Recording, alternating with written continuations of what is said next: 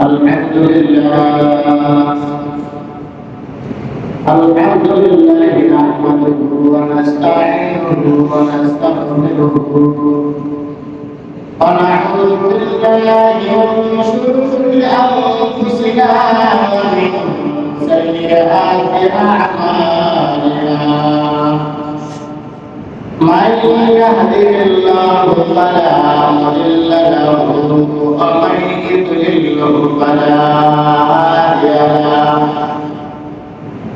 ونشهد أن لا إله إلا الله وحده لا شريك له ونشهد أن سيدنا وسندنا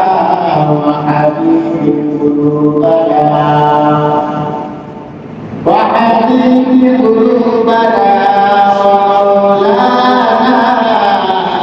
محمدا عبده ورسوله أرسله بالحق بشيرا ونذيرا وداعيا إلى الله بإذنه وسراجا منيرا أما بعد فأعوذ بالله من الشيطان الرجيم بسم الله الرحمن الرحيم فقاتلوا في سبيل الله الذين يقاتلونكم ولا تعتدوا إن الله لا يحب المعتدين وقال تعالى إن الله وملائكته يصلون على النبي يا أيها الذين آمنوا صلوا عليه وسلموا تسليما اللهم صل على محمد وعلى آل محمد كما صليت على إبراهيم وعلى آل إبراهيم إنك حميد مجيد اللهم بارك على محمد وعلى آل محمد كما باركت على إبراهيم وعلى آل إبراهيم إنك حميد مجيد بلغ العلا بكماله كشف الدجى بجماله حسنت جميع خصاله صلوا عليه وآله الحمد لله আল্লাহ জাল্লা শানুহু দরবারে শুকরিয়া জাল্লা জাল্লা শানুহু আমাকে এবং আপনাদের সকলকে আল্লাহ জাল্লা শানুহু হুকুম দুআ নামাজকে কেন্দ্র করে পবিত্রতা অর্জন করে আল্লাহ জাল্লা শানুহু ঘরের মধ্যে আসার এবং বসার কিছু কথা বলার এবং শোনার তৌফিক দান করেছেন এই জন্য অবশ্যই কত শুকর আদায় করে সকলে বলে আলহামদুলিল্লাহ আল্লাহ রাব্বুল আলামিন আমাকে এবং আপনাদের যে দুনিয়াতে পাঠিয়েছেন আল্লাহ রাব্বুল আলামিনের গোলামি করার জন্য দাসত্ব করার জন্য এই কথাটা আল্লাহ তাআলা পবিত্র কালাম পাকের মধ্যে বলেছেন আমা খালাকুল জিন্না ওয়াল ইনসা ইল্লা লিয়াবুদুন বান্দা আমি তোমাদেরকে সৃষ্টি করেছি দুইটা জাতি, যে জাতি ও ইনসানকে সৃষ্টি করেছি একমাত্র আমার ইবাদত বন্দেগী করার জন্য, আমার গোলামি করার জন্য, আমার আদেশকে পালন করার জন্য একমাত্র তোমাদেরকে দুনিয়াতে পাঠিয়েছি। আমরা আমাদেরকে দুইটা জাতি, আমরা একটি হলো ইনসান আর একটি হলো জিন। জিন যখন আমাদের মধ্যে জিন জাতি একটা জাতি পাঠিয়েছিলেন আল্লাহ তাআলা শাআনহু, সেই জিন জাতি তৈরি ছিল আগুনের যে শিখা, আগুনের যে উল্কাটাকে বলা হয় উত্তপ্ত, সেই আগুনের শিখা থেকে জিন জাতিকে তৈরি করা, সৃষ্টি করা। তাদেরকে দুনিয়াতে পাঠানো হলো, তারা দুনিয়াতে এসে ইবাদত বন্দেগী শুরু করলো। তাদের মধ্যে দিন না থাকার কারণে, তাদের মধ্যে আল্লাহ তাআলা শাআনহুর হুকুম পালন করার সেই মাত্রা না থাকার কারণে তারা এমন ভাবে দুনিয়ার মধ্যে তারা বিশৃঙ্খলা সৃষ্টি করলো। এই বিশৃঙ্খলাটা এমন পর্যায়ে পৌঁছায় গিয়েছিল যে তারা তাদের মাঝে তাদের মধ্যে হত্যা করা তাদের কাছে একটা সাধারণ বিষয় ছিল, একটা মামুলি বিষয় ছিল। ছোট্ট ছোট্ট বিষয়কে কেন্দ্র করে রক্ত করে তারা যুদ্ধ করত, রক্ত করে তারা মারামারি করত। কিতাবের মধ্যে পাওয়া যায় যে যখন তাদের মধ্যে নবী প্রেরণ করা হয়েছিল, তারা লোকদেরকে পর্যন্ত হত্যা করেছে। এমন একটা জাতি তারা ছিল। আল্লাহ তাআলার আদেশ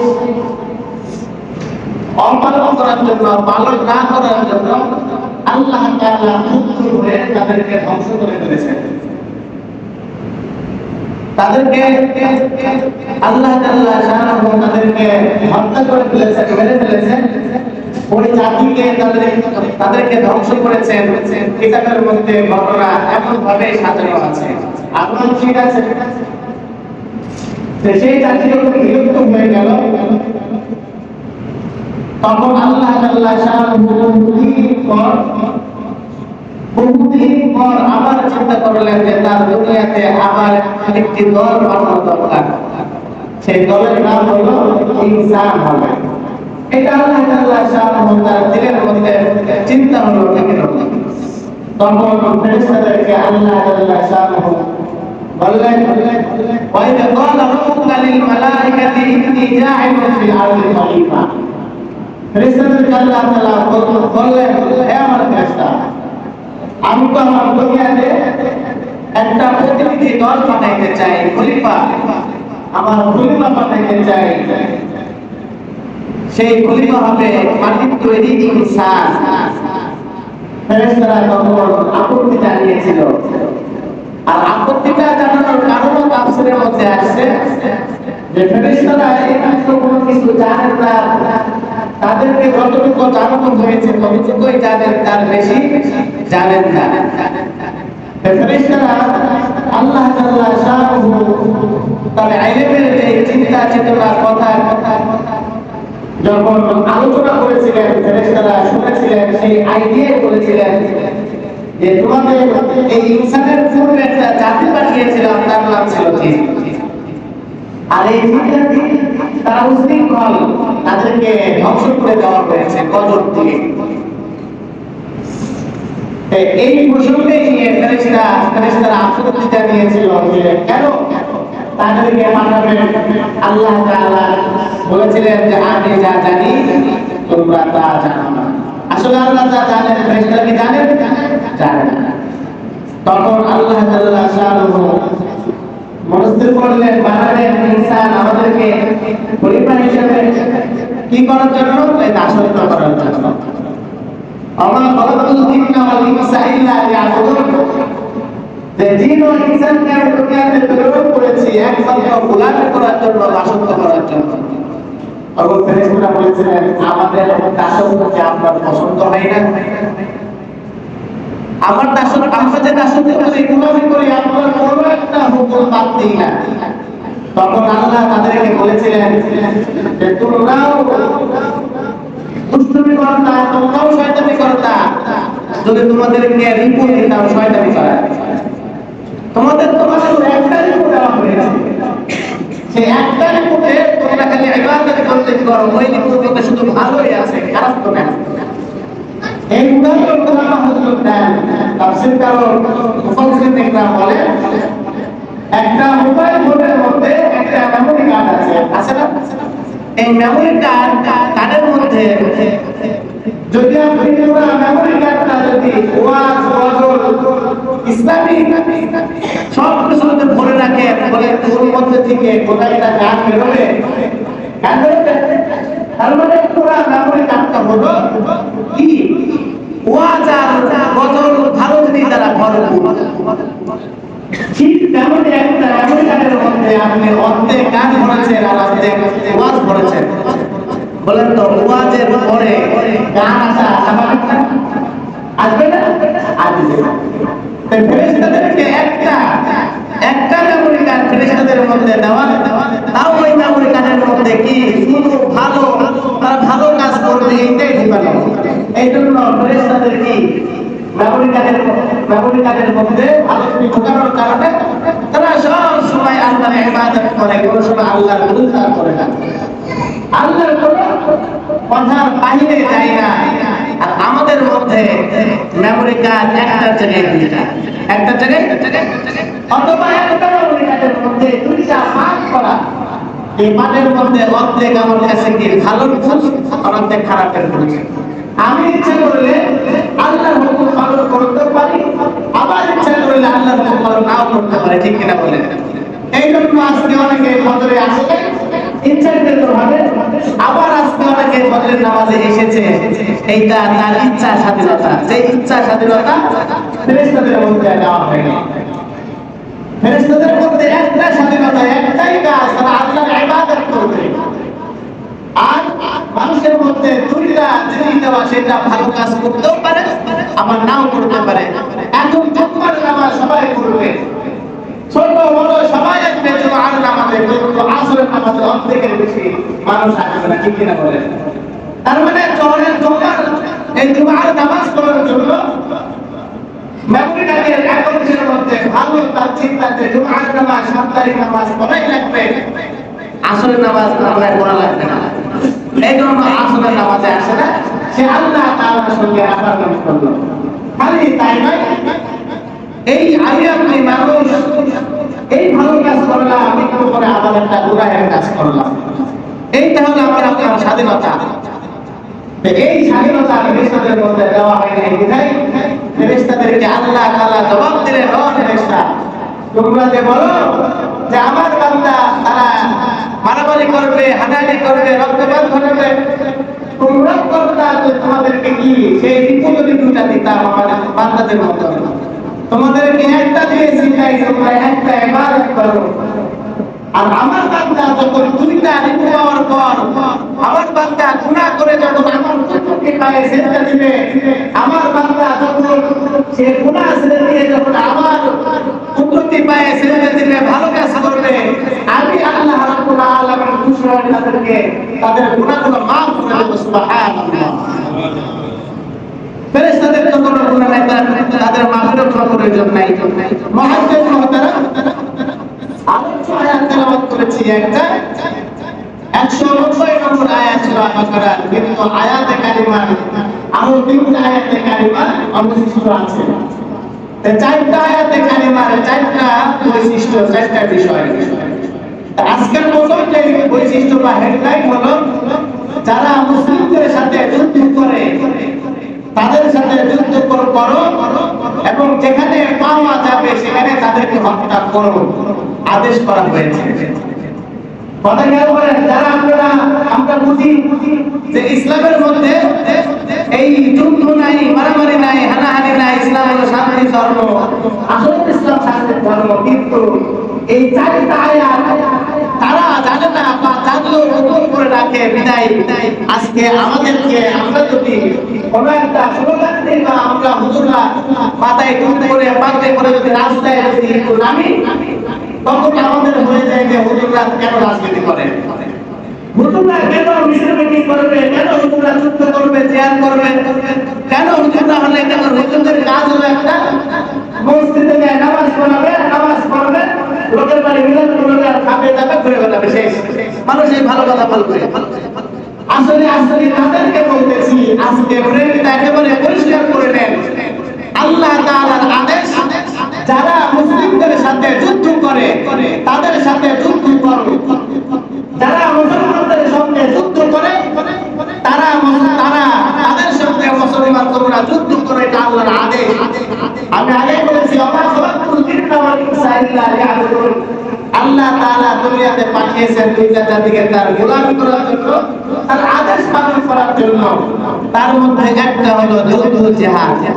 কথা ক্লিয়ার? আমার আজকের আলোচ্য আয়াতের প্রথম অংশের মধ্যে হেডলাইন হলো যারা মুসলিমদের সাথে যুদ্ধ করে তাদের সঙ্গে যুদ্ধ করবে এবং যেখানে তাদেরকে পাওয়া যাবে সেখানে তাদেরকে হত্যা করতে আদেশ করা হয়েছে। এটা কারাই? কার কথা? আমার ব্যক্তিগত কোনো কথা না, আল্লাহ তাআলার কথা আপনাদেরকে শোনাইতেছি।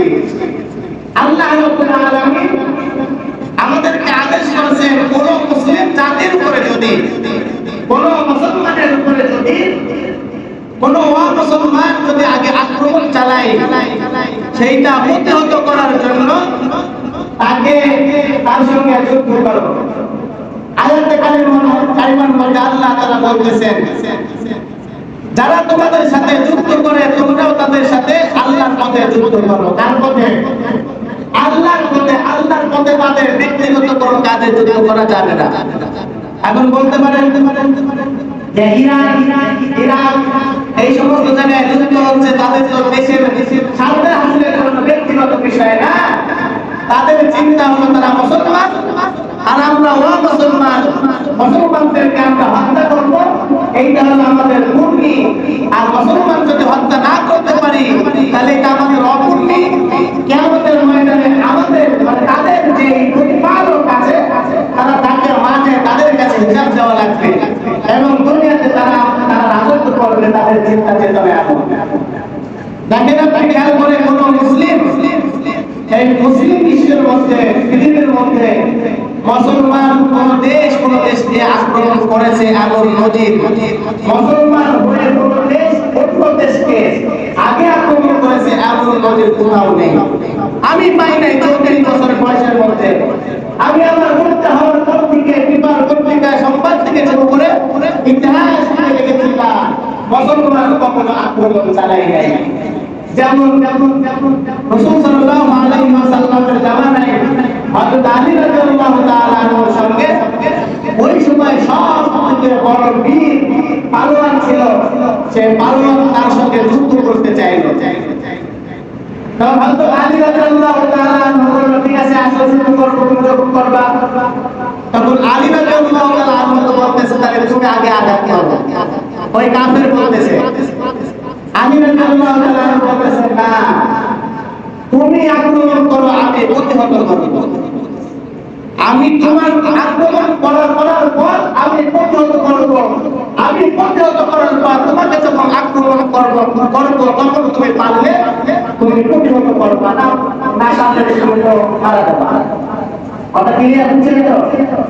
মানে ইসলাম কখনো আগে আক্রমণ করে না। আল্লাহ তাআলা এখানে আগে আক্রমণ করার কথা বলে নাই। বলছেন আল্লাহ তাআলা বলছেন, যারা মুসলিমদের সাথে, যারা মুসলিমদের মুসলমানদের সাথে যুদ্ধ করতে চায় তোমরা তাদের সঙ্গে যুদ্ধ করো। তারপরে আল্লাহর আদেশ, ও মুসলমান, তোমরা কখনো নিজের জন্য বা ইসলামের জন্য আগে কোনো আঘাত করবে না। কখন আঘাত করবে? যখন তোমার উপরে, তোমার ইসলামের উপরে তারা যখন যুদ্ধ করার জন্য আঘাত করবে তখন তোমরা প্রতিহত করবা, তারপরে তোমরা পাল্টা আক্রমণ করবা।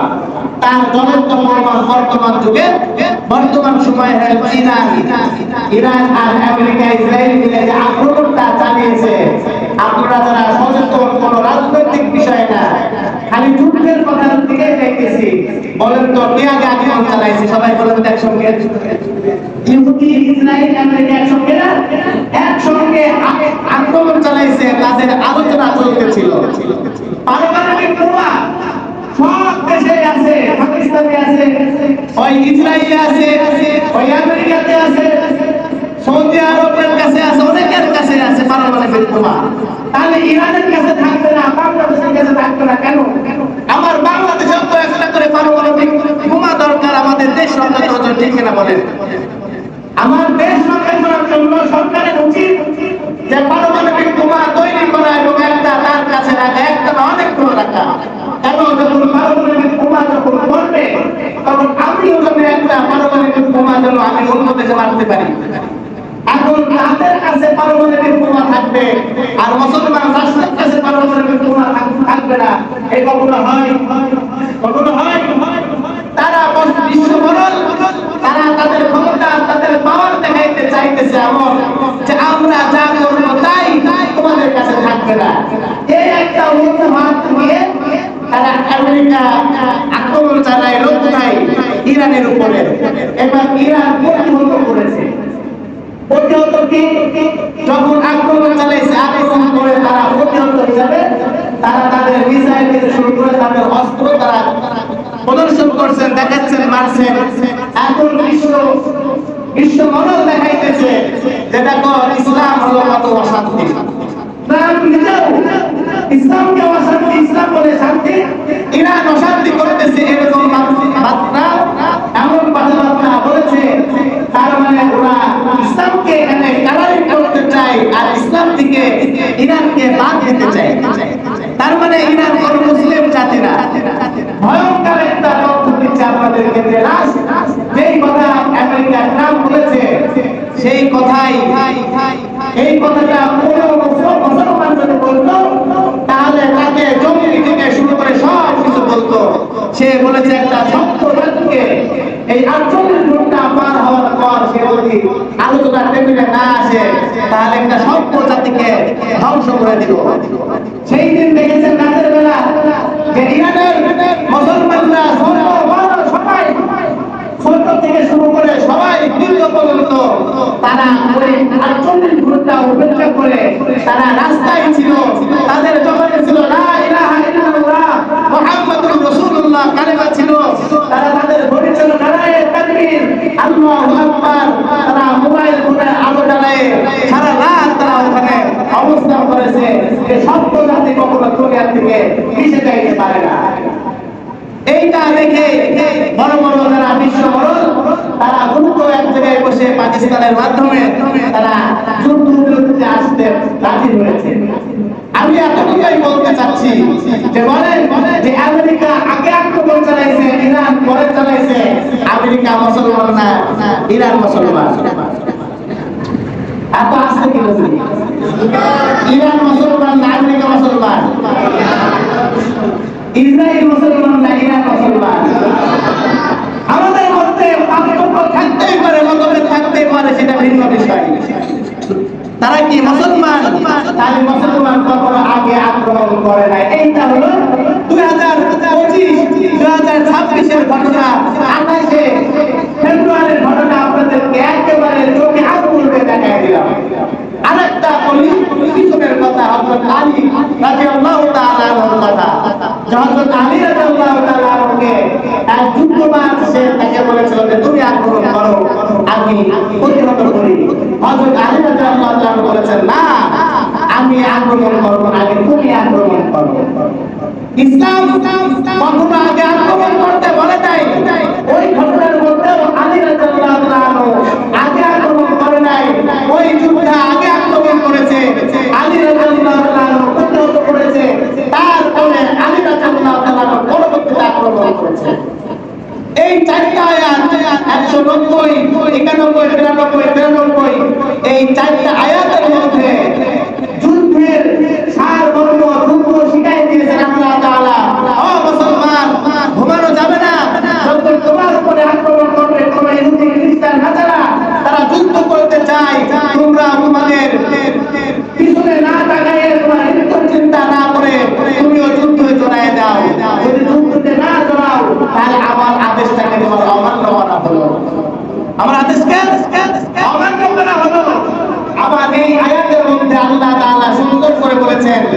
তোমরা দুনিয়ার মধ্যে যাই সীমা লঙ্ঘন করবা না, কি করবা না?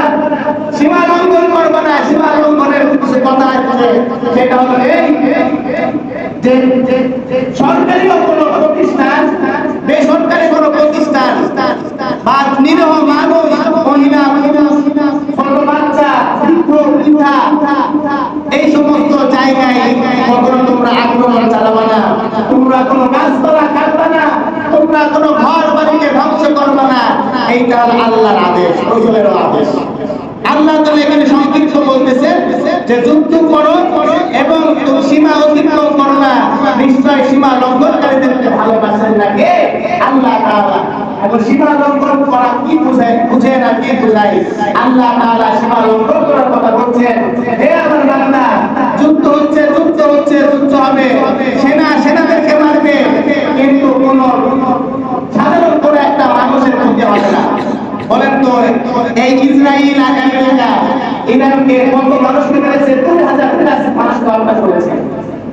সৈন্য যেগুলো মারা গিয়েছে সেগুলো বাদ, কারণ জিহাদের ময়দানে, যুদ্ধের ময়দানে মারা যাবে, সেটা স্বাভাবিক। যে মারা গিয়েছে আয়াতুল্লাহ ফ্যামিলি থেকে শুরু করে যারা মারা গিয়েছে, তারা তাদের শাহাদাত মাউত, তাদের কথা ভিন্ন, তারা যুদ্ধের ময়দানে তাদের, কিন্তু যারা ছোট ছোট বাচ্চা স্কুলে যারা আক্রমণ করলো, হত্যা করলো, এইটা আল্লাহ তাআলা সীমা লঙ্ঘন করেছে না? তারা তো জানে আমাদেরকেও আল্লাহ তাআলা নিষেধ করেছে সীমা লঙ্ঘন করবা না, তাদেরকেও বলেছে তোমরা সীমা লঙ্ঘন করবা না। ওইদিকে ফিলিস্তিনকে, ওইদিকে গাজাকে, ওইদিকে ইরাককে, ওইদিকে লেবাননকে, সব জায়গায় মুসলমানদেরকে আক্রমণ করছে। সর্বপ্রথম আক্রমণকারী কে? মুসলমান না ইহুদি খ্রিস্টান? মুসলমান না ইহুদি খ্রিস্টান? তাহলে মুসলমান আর ইহুদি খ্রিস্টান আক্রমণ চালিয়েছে। এখন যে আক্রমণ চালানোর পর এই সমস্ত মুসলমানের পাশে দাঁড়াই নাই, তারা বলে দিল এখন মুনাফিক না, তারা মুসলমান। তারা এক নম্বর মুনাফিক। যদি বাংলাদেশেও যদি যুদ্ধ হয়, বাংলাদেশে এই মুহূর্তে যদি ইসলামের জন্য যুদ্ধ হয়, কোরআনের জন্য যদি যুদ্ধ হয়, দেশের স্বাধীনতার জন্য যুদ্ধ হয়, ভারতের সঙ্গে যদি যুদ্ধ হয়, তাহলে যারা ভারতের পক্ষে নিয়ে যুদ্ধে অংশগ্রহণ করবে না, যারা ইসলামের বিপক্ষে যারা যুদ্ধ করবে, যারা মুসলমানদের আত্মার গায়ের ভাগে যারা যুদ্ধ করবে, তারা কখনো ইমানদার বলে পরিচিত হতে পারে না। ঠিক না বলেন? কারণ আল্লাহ তাআলা নিজে বলেছেন, আমি ইনসান ও জিনকে পাঠিয়েছি ইবাদত করার জন্য। যুদ্ধ ইবাদত, এইটা আল্লাহ তাআলা 190 নম্বর আয়াতের মধ্যে বোঝাচ্ছেন, বলতেছেন যে মুসলমানদের সঙ্গে কেউ যুদ্ধ করতে চাইলে, ও মুসলমান, তোমরা তাদের সঙ্গে যুদ্ধ করো এবং তাদেরকে যেখানে পাবা তোমরা সেখানে হত্যা করবা। এটা কার আদেশ? কার আদেশ? আল্লাহর আদেশ। আর এখন এই আল্লাহর আদেশের মধ্যে এখন কিছু সুশীল সমাজ আছে, কিছু মানে শিক্ষিত নামে মূর্খ কিছু আছে, তারা বলে কি দরকার যুদ্ধে বেরোনো? নিজের গায়ে, নিজের দেহটাকে, নিজের কন্যাকে, নিজের সন্তানকে, নিজের অস্তিত্বকে বিলীন করার কি প্রয়োজন? তারা আসলে মুসলমান? তারা কি আসলে মুসলমান? তারা কি আল্লাহর আদেশ পালন করেছে? তারা আল্লাহর আদেশ পালন করে নাই। ও মুসলমান, আমি আজকের একটাই কথা, যারা আমাদের মধ্যে আছে যে হুজুররা বা মুসলমান, তারা যুদ্ধটা পছন্দ না, জিহাদ পছন্দ না, জিহাদ করা ঠিক না। তারা 190, 91, 92 এবং 93 নম্বর আয়াত এই তাফসীর ভালো করে দেখেন। আপনার ঘরে তাফসীরের কিতাব আছে, আপনি ফেসবুকে বা ইউটিউবে ডাউনলোড করে পড়েন। ওখানে আল্লাহর একটাই আদেশ, ও বান্দা, তোমাদের সঙ্গে যদি কেউ যুদ্ধ করতে চায়, তোমরা তাদের সঙ্গে যুদ্ধ করো এবং তোমরা তাদেরকে যেখানে পাবা তাদেরকে হত্যা করবা। জিহাদের ময়দানের কোন এক জিহাদের ঘটনা আপনাদেরকে এক অংশ আংশিক বলি। বাবা হলো মুসলমান, ছেলে মুসলমান, বাবা এখনো কাফের আছে। বাবা মুসলমান, কাফের, ছেলে মুসলমান। যুদ্ধ হয়ে গেছে, যুদ্ধের ময়দানে গিয়েছে, বাবা ছেলে যুদ্ধ করছে, বাবার সামনে